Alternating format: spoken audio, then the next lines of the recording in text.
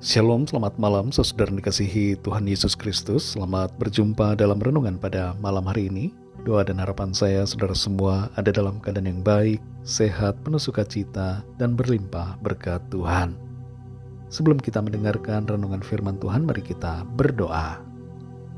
Bapa kami yang di sorga, Bapa dalam nama Tuhan Yesus Kristus, Tuhan yang selalu baik, yang mengasihi kami, menyertai di setiap perjalanan. Kami bersyukur untuk penyertaan-Mu di sepanjang hari ini. Tuhan sudah menolong kami dalam segala aktivitas kami. Oleh karena Tuhanlah, maka kami dimampukan. Pada saat ini kami mau mendengarkan sabda kebenaran firman-Mu. Jamah hati kami, agar kami mengerti apa yang menjadi kehendak-Mu. Dalam nama Tuhan Yesus kami berdoa. Haleluya, amin. Saudara yang dikasihi Tuhan, ayat renungan kita pada saat ini terdapat dalam kitab Kejadian pasal 33 ayat 3-4. Tertulis demikian. Dan ia sendiri berjalan di depan mereka, dan ia sujud sampai ke tanah 7 kali, hingga ia sampai ke dekat kakaknya itu. Tetapi Esau berlari mendapatkan dia, didekapnya dia, dipeluk lehernya, dan diciumnya dia. Lalu bertangis-tangisanlah mereka. Saudara yang dikasihi Tuhan, marah sebenarnya adalah emosi yang normal dan manusiawi. Kita semua tahu seperti apa rasanya marah. Kita mungkin merasa diperlakukan dengan tidak adil, direndahkan atau disakiti. Tapi marah yang normal ini menjadi tidak normal dan bahkan menimbulkan masalah ketika kita mulai mengekspresikan kemarahan kita dengan tidak benar. Ada orang yang tidak dapat menguasai diri dan kemudian mengancam, menyakiti orang lain secara verbal maupun secara fisik, dan melakukan berbagai kekerasan yang sifatnya merugikan. Selain itu, saudara, ada juga orang yang menyimpan amarahnya dalam jangka waktu yang lama hingga menjadi dendam dan kebencian.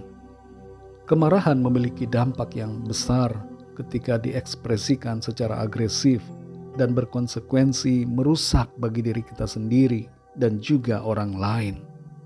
Kalau kita mampu untuk mengendalikan diri saat marah, bahkan mengampuni, serta tidak menyimpan kebencian ataupun dendam, maka kita membuka kesempatan bagi diri kita pribadi untuk mengalami berkat, sukacita, kebaikan, hubungan yang erat dengan orang lain, dan maju dalam karir, pekerjaan, dan pelayanan, serta terhindar dari berbagai masalah, termasuk masalah hukum. Kita membaca dalam Kejadian 33 ayat 3-4 ini, dan ia sendiri, yaitu Yakub, berjalan di depan mereka, dan ia sujud sampai ke tanah 7 kali, hingga ia sampai ke dekat kakaknya itu. Tetapi Esau berlari mendapatkan dia, didekapnya dia, dipeluk lehernya, dan diciumnya dia, lalu bertangis-tangisanlah mereka. Dua saudara kembar, kakak dan adik yang bernama Esau dan Yakub, yang sudah terpisah sekitar 21 tahun, dan mengalami kerenggangan hubungan persaudaraan karena konflik di masa lalu, akhirnya berbaikan kembali. Yakub masih merasa bersalah terhadap Esau. Perhatikan saudara bahwa kesalahan itu terus mengejar diri kita dan menekan jiwa kita apabila tidak diselesaikan. Di pihak yang lain, Esau yang dulunya penuh amarah dan menyimpan dendam hingga ingin membunuh Yakub, justru menunjukkan sikap yang sangat bersahabat. Tertulis di sini Esau berlari mendapatkan Yakub, memeluknya dan mencium adiknya itu, lalu menangis. Sebuah pertemuan yang mengharukan, di mana terjadi pemulihan dalam hubungan Yakub dan Esau karena kasih dan pengampunan. Saudara yang dikasihi Tuhan, pesan firman Tuhan melalui ayat-ayat ini buat kita adalah: pertama, kesalahan yang tidak diselesaikan akan membuat kita terus merasa bersalah. Itu sebabnya kita perlu membereskan dosa dan kesalahan kita, minta pengampunan Tuhan, dan minta pengampunan dari orang yang kita rugikan. Kalau orang yang kita rugikan atau yang pernah kita buat salah kepadanya tidak mau mengampuni kita, maka itu tidak menjadi urusan kita lagi. Yang penting kita sudah meminta pengampunan, sudah berusaha melakukan yang terbaik, mengganti kerugian yang muncul, dan kita juga sudah memohon ampun dari Tuhan. Yang kedua, pengampunan memulihkan hati dan keadaan. Jangan simpan dendam, karena dendam tidak bermanfaat, justru malah merusak diri kita. Ampunilah kesalahan orang lain. Dengan mengampuni, kita pun diampuni dan mengalami berkat Tuhan. Yang ketiga, sesama saudara, mari saling mengasihi dan menyelesaikan konflik tanpa menunda-nunda dalam jangka waktu yang lama. Hidup dalam perdamaian itu indah dan membawa sukacita dalam hidup kita. Kasih pada sesama adalah bukti dari kasih kita kepada Tuhan. Dalam 1 Yohanes 4 ayat 20 tertulis, "Jikalau seorang berkata, 'Aku mengasihi Allah,' dan ia membenci saudaranya, maka ia adalah pendusta. Karena barang siapa tidak mengasihi saudaranya yang dilihatnya, tidak mungkin mengasihi Allah yang tidak dilihatnya." Mari saudara yang dikasihi Tuhan, mulailah dari diri kita. Milikilah hati yang penuh damai, mengakui kesalahan, dan mau mengampuni, agar kehidupan kita dapat kita jalani dengan hati yang damai, tanpa tuduhan dan rasa bersalah.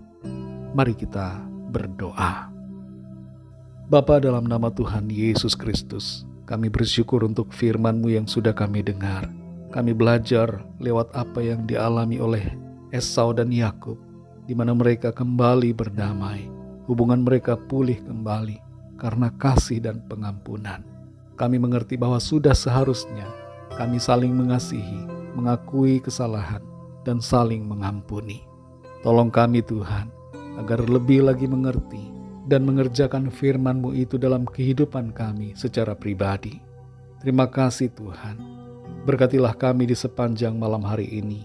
Lingkupi kami dengan kasih dan kuasa-Mu. Berikan kami tidur yang nyenyak, dan bangunkan kami kembali besok pagi dengan kekuatan baru. Tubuh yang sehat diberkati Tuhan, untuk kami pakai memuliakan nama Tuhan. Kami berdoa bagi yang sakit dan dalam pergumulan, agar Tuhan melawat dan menyembuhkan. Nyatakan kuasa mujizat-Mu bagi setiap kami ya Tuhan. Dan berikanlah jalan keluar, pertolongan yang ajaib, mujizat dalam kehidupan setiap kami. Ampunilah kami akan dosa dan kesalahan kami, seperti kami juga mengampuni orang yang bersalah kepada kami.